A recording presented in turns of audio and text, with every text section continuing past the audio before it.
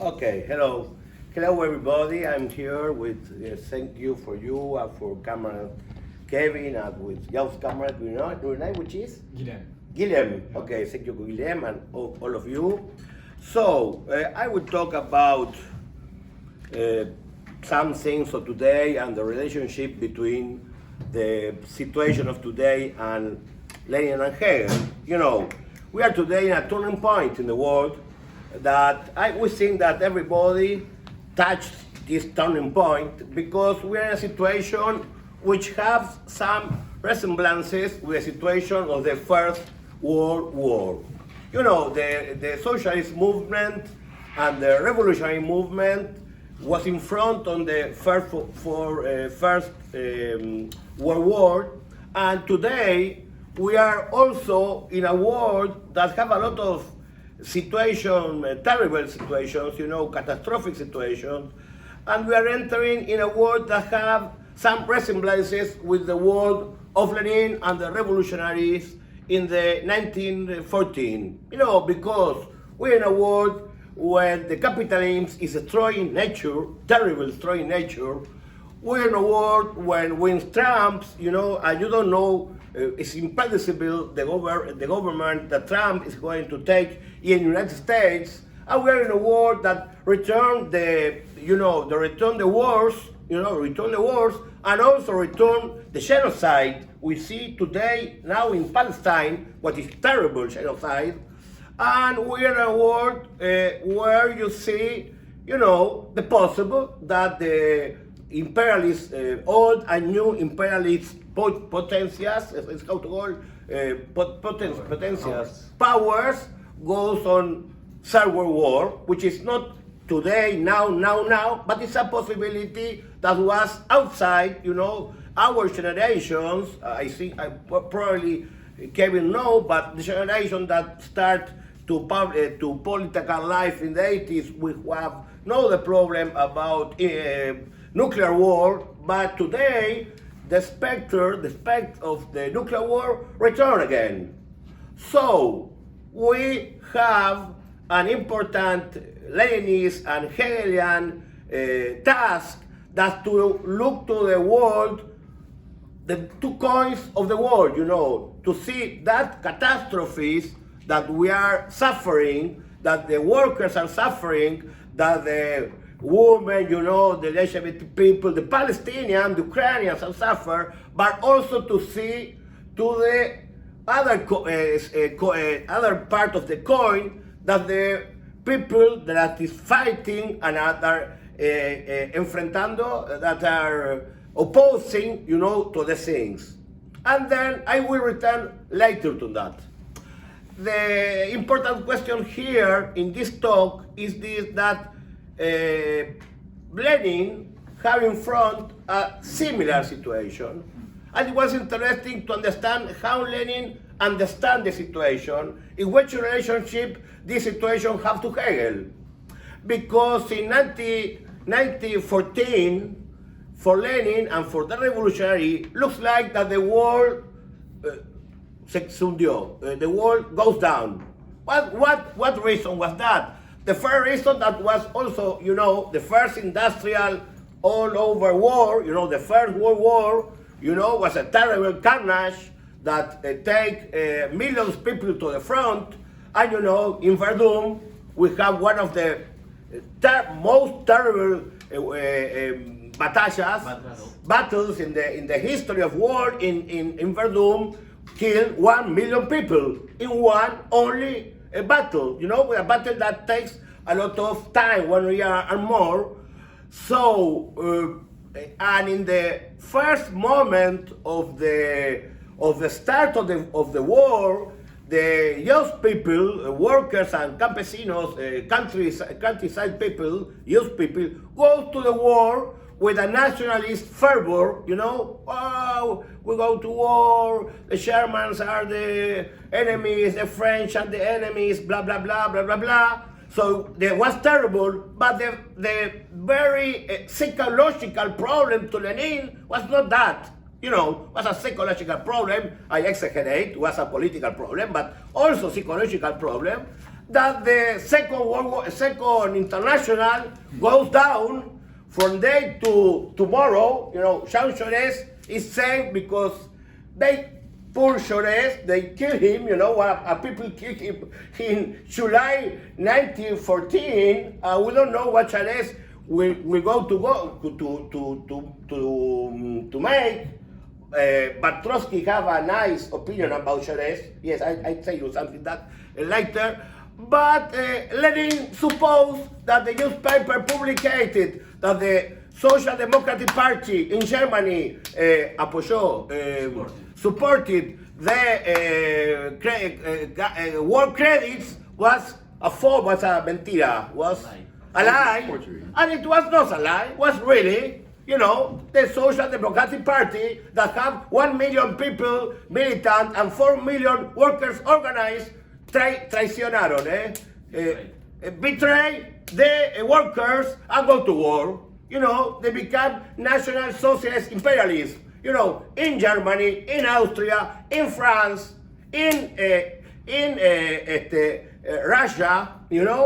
So Lenin have a very big headache. I tell you simplest and sympathetic form, but really was he was part of an international that aggruppated millions of people, of workers, which he was a minority, yes, and in one day, Rosa Luxemburgo, and other comrades fell alone. Why? Because the whole socialist movement capitulated to the war, imperialist war.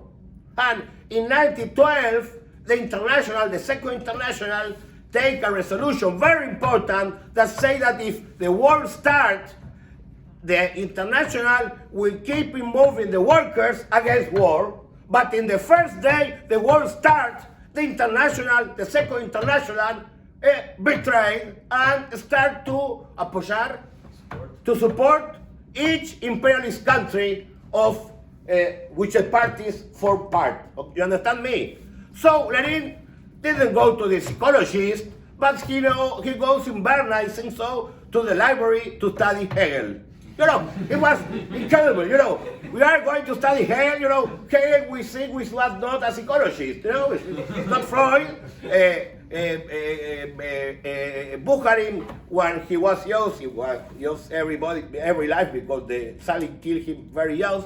Goes to the psychiatric, to psychologist, but Lenin goes to a different type of psychologist that write a lot of books, but someone very difficult, like the Phenomenology of the Spirits, but read the two very big books, about psychology, not about psychology, about dialectics, He wrote about the book about dialectic, science of dialectics. Oh, okay, why Lenin goes to study science of dialectic? And really, I read the work of Kevin, and really, he started to study Hegel seriously, because when he write in the 1908 materialism and empiricism, he don't study directly Hegel. He studied by Plekhanov, and he started studying Hegel 1 year and taken book notes. That is very interesting book note, where he tried to understand dialectics. So there are very important questions. Also an apology of Durenskaya, which is Kevin comes from the school of Durenskaya. Durenskaya said, okay, Lenin tried to make a list of questions. They say, okay, 14 points are the main issues of dialectics, and Durenskaya with profound say, okay, dialectics is too complex to put in points. It's more than that. They are not 14 points or 5 points or 100 infinite points, because dialectic is complex, because it's a thing that is not normal thing. Dialectic is a thing that goes against the common sense. It's a different form of thing. It's a form of thing that you see the things in the reality, you know, the concrete actual reality that is a formal logic, but also see the things in the move, in the change. You understand me? You, in dialectics, can identify things, but also you necessarily identify the contradictions and their living, moving development of things. You understand me? I have an example to you about that. Which example of Lenin? Lenin says, okay, in 1915, he said, in Europe, the war opened a revolutionary situation. Wow! How is that the war opened a revolutionary situation? You know, you think also today. Well, today we can say we're in a reactionary conjuncture where the far right is dominating, you know, political dominated. But how you can say that today we are in a revolutionary situation, you know, learning from Lenin? In which sense you can say, we say our current said that we are a new etapa stage, a new stage of crisis, war, revolution, barbarie, and reaction. But why Lenin said that the situation was revolutionary in 1950 was a very dialectic opinion, which is important today, because he sees the reversibility of situation, the other coin of situation. We understand a dialectical approach. He not only see the socialism of barbarism, okay, like Rosa, it's the same thing, you know, the kills of the people entrenched and they kill each other of the youth generations of German or French and so on, but he also says the other side of the coin. You know, you have to study Hegel to understand in a different way that the second international, that understand the situation in a mechanistic, evolutionary form, the dialectic of the things, you know, and a crude materialist form, the dialectic of the things, and you have to see an approach that is dialectical materialist and see another coin of the thing. Which is the other coin of the thing? The other coin of the thing that I take people to war and change the life of people, the common life, everyday life of the people. It will take time that the people react, you know, and the people react. Because the terrible situation and carnage, for example, of the war in Russia, contribute to the Russian Revolution. You know, when one of the consignas, slogans was against war. No say, peace, bread, and land. You know that. But what's not only in Russia. You know, the revolution, which not wins. Only in Russia the revolution wins, but from 1917 to 1923-24 was a spread revolution all over Europe. You know, you have revolution situation in Germany. You know, you have far right in Germany, but also far left in Germany. You know, and you have, you know why the First World War ends, because the impact of the revolution in Russia, and because the soldiers don't want to fight more. Because you know how ends the war in Germany. The war in Germany ends in November 1918 when the people take out the king. This is what finished, you know, social revolution, finished the World War I. Social revolution, you know, in Russia, in Germany, you know. So, and also you have Italy goes to war with the Aliados in the last time of the war, and you have in Turin, you know, the workers going up, you know. So, and in France, you have a Maréchal Pétain, traitor of the Second World War, that was the people who in charge of fusilar. Kill, no, fusilar is not kill. Fusilar is fusilar. O sea, you understand me? Fusilar. Okay, fusilar. He is in charge of fusilar, you know. soldiers that goes against the war.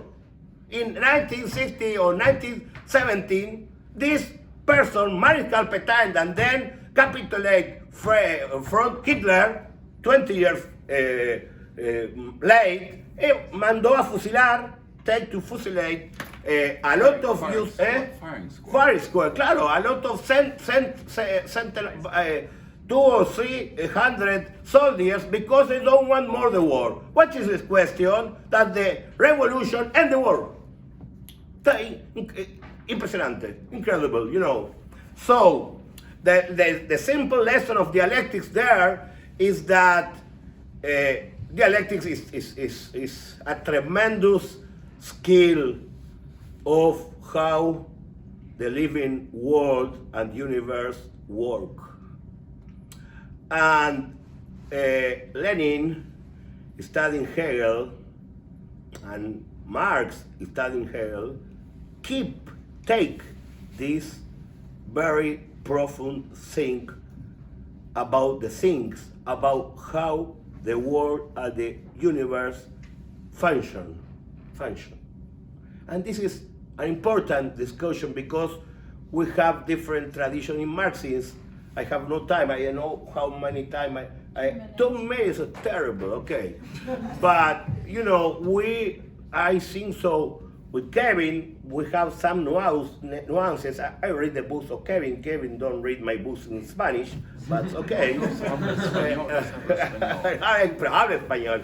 Okay, we have some nuance because I think Marxism is a materialist dialectical thinking. It's not nor idealist nor materialist. I think that is a dialectic materialist thinking. But we have a common theoretical ground because we are Marxist. I think that Kevin is Hegelian Marxist, and I'm Marxist Hegelian. You understand me? But I hate Althusser because for me it's stupid, you know, terrible stupid. He not only take his wife through the window. But this is a terrible thing, you know, but okay, we separate the people, what he makes in the personal life and what he makes in the theoretical or political life, but we can't separate, but okay, blah. But he makes a stupid break between Jauss Marx and other Marx, you know, he throw out manuscritos of Paris, you know, manuscritos of Paris, he throw out the that appointment that Kevin makes very well, for example, the appointment of Marx in manuscripts of Paris in 1844 about the phenomenology of spirit, where he says that Hegel have some contradiction between some conservative elements and revolutionary elements in his thinking. I think that the very contradictory people was not Lenin, but Kevin said that it was a kind of Hegelian, ¿cómo se llama? Hegeliano asustado, ¿cómo es asustado? Frightened. Not frightened. Kevin used another word but it's not important. The Hegelian como materialist friends of the Hegelian? No, not material friend. You say in your book another word that is nice, but for me it's a Hegelian timid Hegelian. You know, timid is okay. Oh.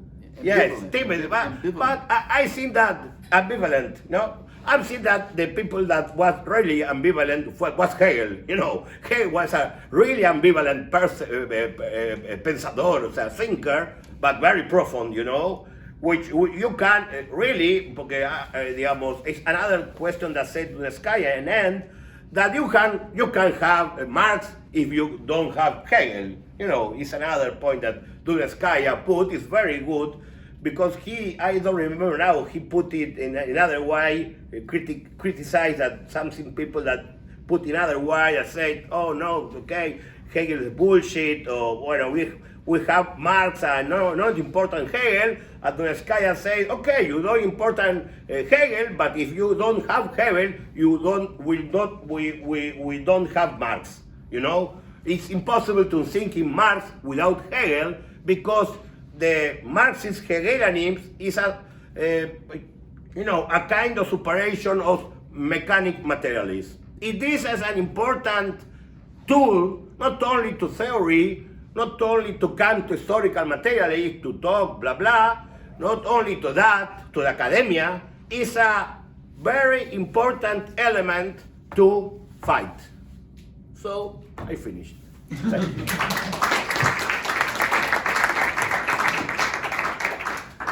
Yeah, thank you to all three speakers for these very engaging and thought-provoking